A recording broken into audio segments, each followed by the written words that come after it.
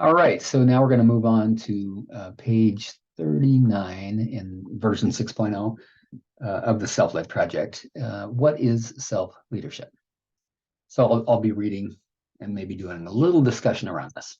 Here we go. Are you self-led or burden-led?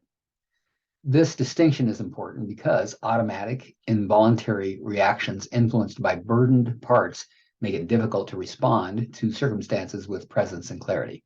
The influence of burden parts can limit access to the qualities and resources of self, keeping us anchored to the unresolved past.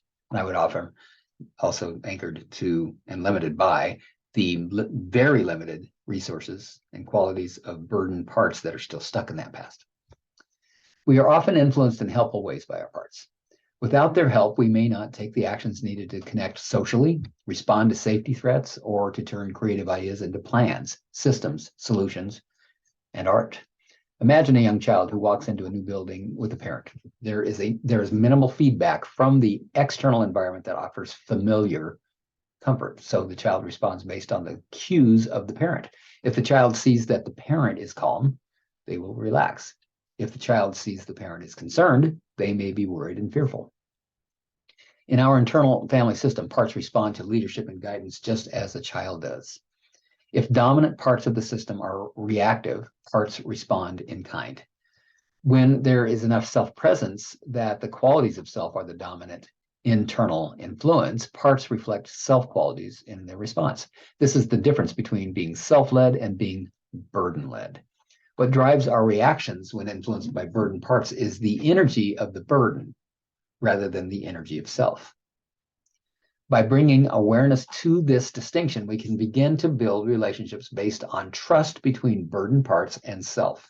Eventually, self can help parts unburden, and collaborative partnerships can be formed between self and parts.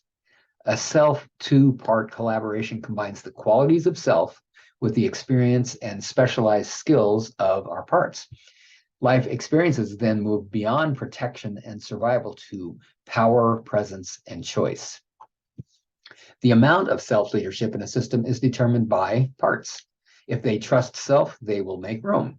If parts don't trust self, they won't. They won't make room. There's no need to generate self, nor is it possible to do so. You can't generate self. When parts recognize and trust self, they make room for the energy and influence of self. And I'll add to this, and then self emerges. Self is there, like the sun behind the clouds part, there's the sun. Clouds come back together again. We might not be able to see the sun, but it's still there. Same with self.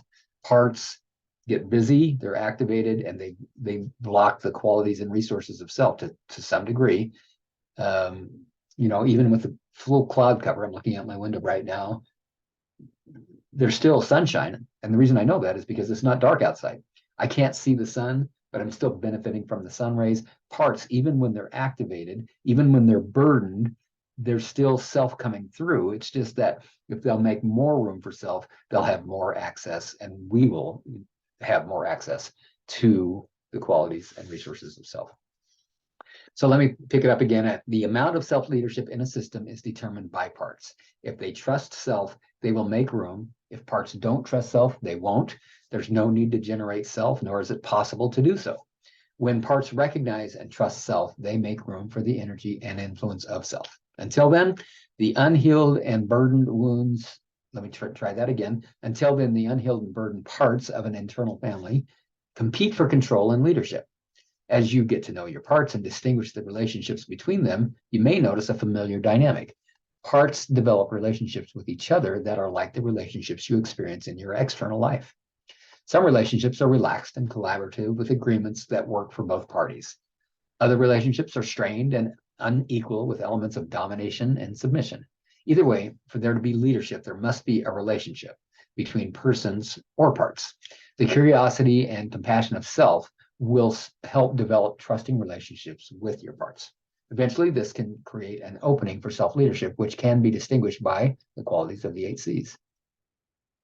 Our next video will be when parts are self-led.